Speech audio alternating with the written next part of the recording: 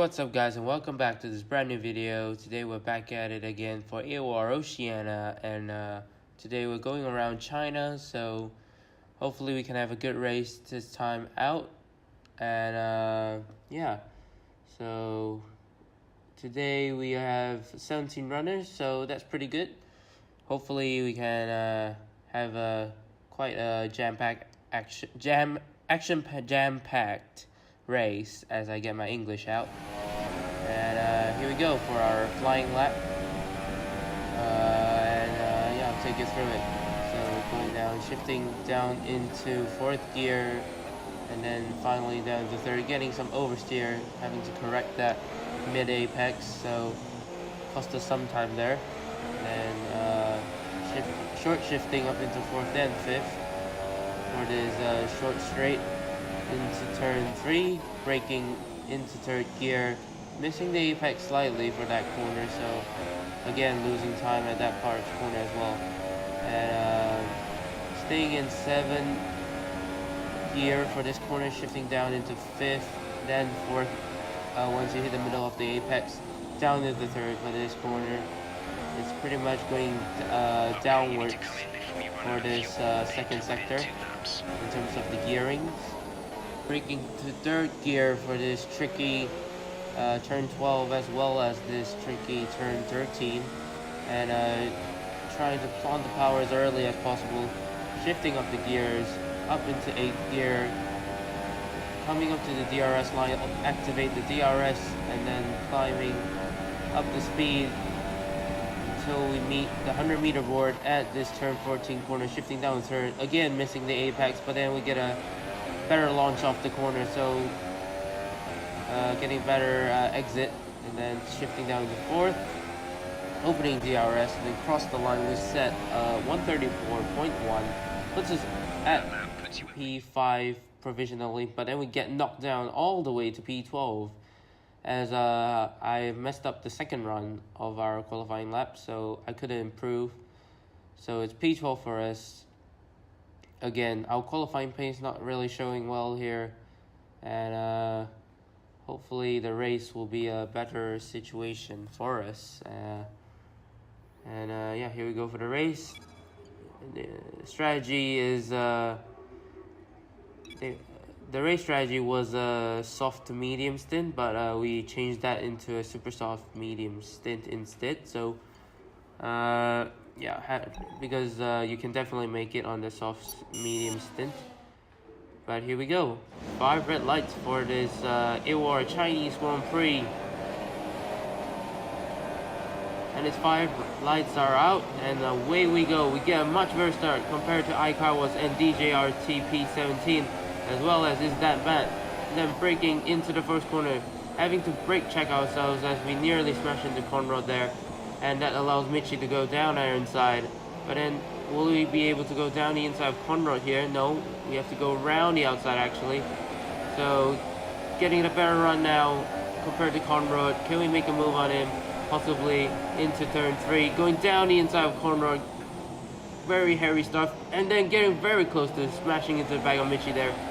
So in the end, Conrad managed to jump ahead of us there, so we have to stick back for now. That dirty air really coming into effect this race in China. So sticking back for now. Oh, as Conrad, we nearly smashed into Conrad once again. So the field's getting a bit bunched up now, so have to pick our choices slowly, I guess. As Michi, again, Conrad getting very close to Michi once again. So yeah, as Michi goes very wide at turn 13, so not having the best runs, I think. He's having to defend from Conrad here, so will Conrad dive it down the inside into turn 14? Yes, he looks to the inside of the racetrack, but nothing amount to it. We tried to switch back on Conrad, but then he still gets the better traction over us, so we have to stick back for now, P10, and some behind crosses the line from P1 and sets the fastest lap. Now we cut all the way to lap 3. We actually get passed by Kai was in between there, so see what can we do. We dive it down the inside of iCar. Was not really a move there as the door was already closing. So I guess we were a bit too desperate. But here is a replay of the start from the POV of Captain Farrar 89. He gets a very good start compared to Sedona at the right hand side of the screen. And going down the inside of, well, the McLaren there, and then smashing into the back of the Williams. So not a very good start for him, as well as the Mercedes there getting a bit sideways at turn 1. So yeah, a bit unlucky from Captain Farrar there. It's just probably he just broken a bit. Well, maybe the Williams just broke at the wrong time for him, at the wrong place, wrong time for Captain Farrar. As you can see, he's having to deal with a lot of understeer there. And yeah, Sedona gets past him at the outside of that corner, actually. And again, he gets tagged, actually. No, he didn't get tagged. He tags Sedona's rear end, and then that resulted in him spinning out. And then here's another replay from off the start from DJRT P17. Gets a decent start of most of the people. Then he goes down the inside of Conrad there. Will he go down the inside of Michi? Yeah, he goes down the inside of Michi. Around the outside now for this corner. Yeah, still manages to hang it around the outside. So very good stuff from Michi. From DJR here. Sorry, DJ. Didn't mean to pronounce your name wrongly. Probably going to, yeah, he's going down the inside of Michi, making the move now. Will Michi get a good exit? Yeah, Michi gets a much better exit compared to DJ here. So he, DT, oh, it's DT actually. So DT is the lead Red Bull, and he overtakes Michi at the last corner. So good on DT to get past his teammate and make up positions. Will DJ go down the inside of this corner? Has a look, but thinks better of it. Now that allows Michi to get a little look. But then here's another replay from Spagbo. Gets hit left, right, and center actually. So goes down the inside of Freezy, who is actually new in this league. He joined last race. So ahead you have Luxury Lizard, also one of the new guys. Will Spagbo fake to the inside? Yes, he does go down the inside of Luxury Lizard, showing that he is capable of making moves and his experience in AOR. Now, in the other McLaren of is that Matt. So far, he's having to settle for P16. As you can see, there's the beautiful move that Spagbo executed on Luxury Lizard. So, well done to Spagbo for making that work. And then now you have another replay from DJ. Will he go down the inside of DT here? No, he doesn't. We get the switchback run actually. No, he doesn't. So he kind of did a Max Verstappen move, but without the crashing. So good on him on not crashing out. Another replay from Owens 1503. I think he got a little touch from his teammate there, and then that's why their hand of frustration was raised. Going down the inside, Owens at the left hand side of your screen. Yep, so Owens, Roscoe I should say. Yeah, Roscoe is taking Owens off the line. So that's a very good start for Roscoe. Will Owens dive it down the inside of his teammate? No, he doesn't. So clearly thinking about the constructors at the moment. So he doesn't want to risk taking himself and his teammate out. So good on the former defending world champion. And then much going on here. Well, Roscoe seems to be pulling away slightly from Owens at this break. And Owens, lap 7, gets a very big oversteer off turn 1 and then loses the back end. That results in him losing a position to the slide 666. So Owens showing a bit of inconsistency there. Not sure if that's the word, but we're back with our POV. Lap 7 down the inside of Conrad straight here, locking up the brakes into turn 14, but we make the move stick. We go down the inside of Conrad, and that was quite easy move. So see if we can hold on to Conrad and chase on Michi, who is in 7th place at the moment.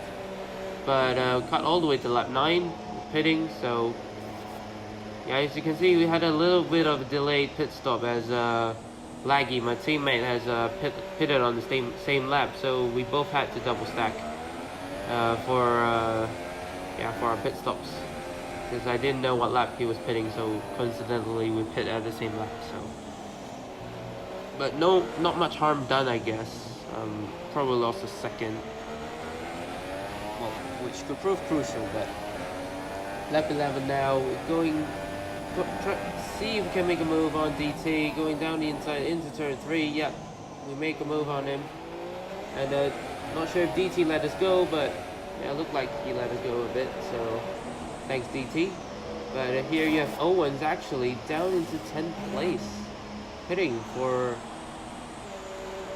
some medium tires. So not sure what is he doing so far down the order when he hasn't made the stop yet. So it's interesting to see as Owens takes phrase pretty easy there, and he jumps DT. So the overcut has worked, undercut I should say, has worked for Owens. And here you can see Freeze, who was battling with Owens before. Well, battling not really, but we hit him. So I'm not sure if that's actual contact or is it lag, because it looked like it had some lag there. And as you can see, we're defending from Conrad there with we're going into the inside line for under braking to defend from Conrad. So yeah, having to defend our position here, so not very good sign in terms of our pace. As you can see, we're going wide slightly into turn 1, so the pace is really being affected at the moment. And yeah, Conrad goes down the inside into turn 1, then round the outside into turn 2. So Conrad has successfully made a move on us, and he's on the soft tires. And then will we go down the inside? Yes, we do go down the inside, but this time we made contact and we had front wing damage of smashing into Conrad's side pod. And unfortunately, I can't blame anyone but myself. So I'm sorry, Conrad, for whatever. Well, for diving it down the inside, because that was a very far off move. And yeah, I don't blame you for anything, but I can only blame myself for this mistake. As you can see, massive understand, we go off track as you can see. And well, this moment I wasn't really feeling well at that time. Might be a lame excuse for quitting. As you can see, we're quitting from the race, we're retiring. Maybe a lame excuse, but I really can't help it. I was really not feeling well. I can't drive, so yeah, we'll cut back to the action. It's unfortunate. And another replay from Owens. And Owens goes down the outside of Zombie as he goes wide and touches that turn 15 curve, which is not very good, which you don't want to be touching, I should say. And back with Owens, you have Sly 666 not far behind him in the Sauber. So Owens might have to watch his back a little bit, because Sly 666 is proving that he's quite quick to be challenging the top runners here, and as well as my teammate. So my teammate's up in P5. So yeah, hopefully my teammate can fly the flag for Haas and bring back some decent points for us. And as you can see, the Sly 666 actually goes very wide into turn 13, and my teammate is having the absolute run on him. So will my teammate be able to make a move on the Sly 666? Tucks to the outside of the track. Will he brake late enough? Yes, he does brake late enough, but actually brakes too late and allows the Sly 666 to hang on into 4th position. So very good defending from the Sly 666. Here's another replay between DT and Sedona, going side by side into the final corner, and DT still hangs on for now. So good racing between DT and Sedona, and Sedona seems to be going down the inside. Yes, he does. He is going down the inside into turn 1. Will DT be able to go down the inside into turn 2? No, he doesn't. Sticks behind. So very good racing between the two drivers there. As you can see, I think DT has some front wing damage. From this angle, I can see he's going down the inside once again of Sedona, and will he make the move work? Yes, he does. And because as you can see, he has front wing damage off that camera angle, and Sedona goes clean right around the outside of DT because of that lack of downforce. And then, yep, Sedona makes the move work. We're back on board with Spackbowl. Spackbowl has the best seat in the house for this this battle, and Spackbowl actually touches DT there, so not sure, maybe it was lag, I guess.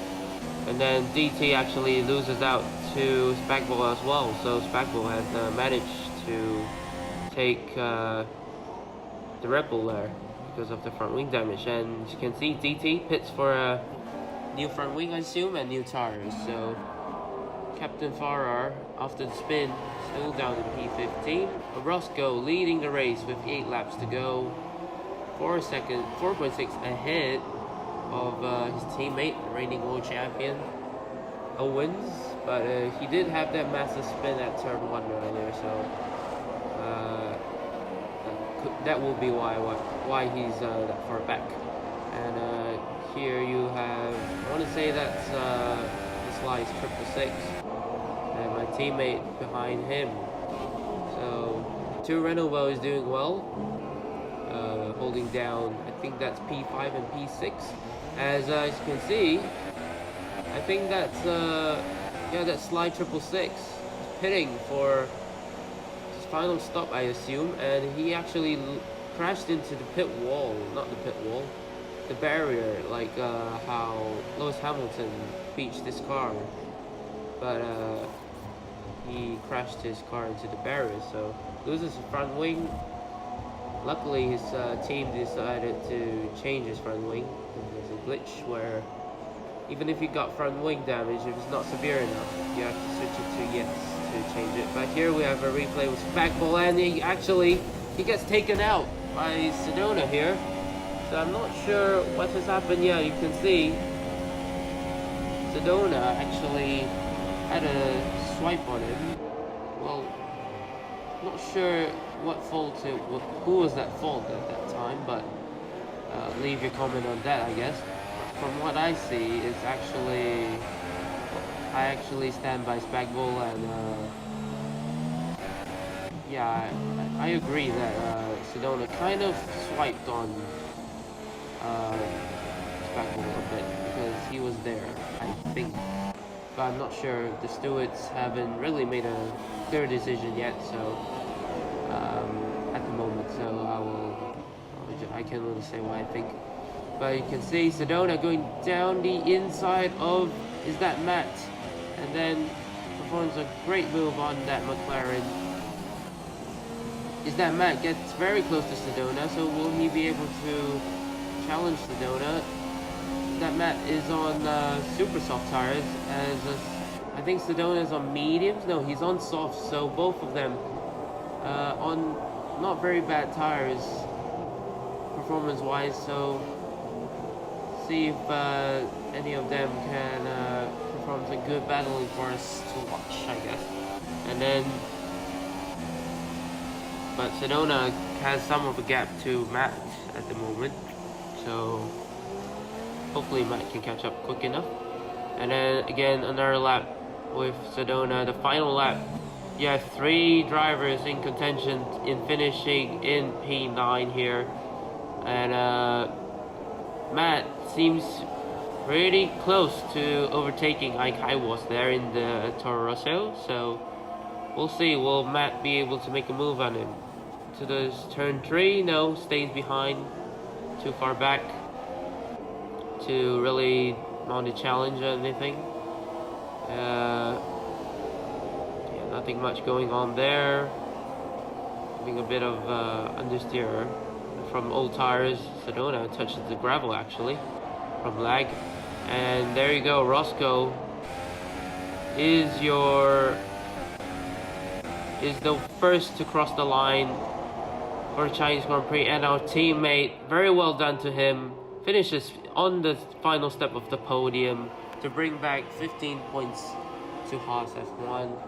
And then next you have Michi crossing the line, P4, DT in 5th, Zombie close behind. So great race for as DT crashes across the line there.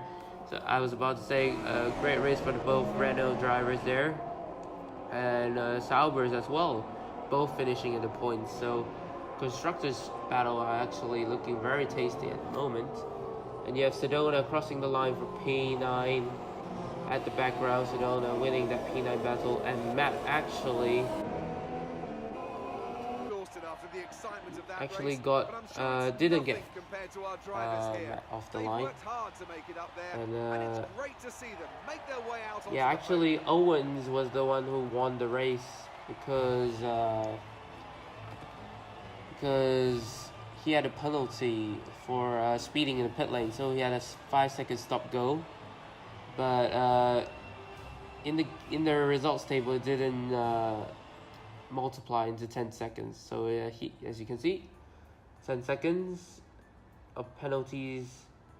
So it's supposed to be 15 seconds in total, if I'm not mistaken, because he has 2 penalties there. One from the speeding into the pit lane, and the other I'm not sure what was it for.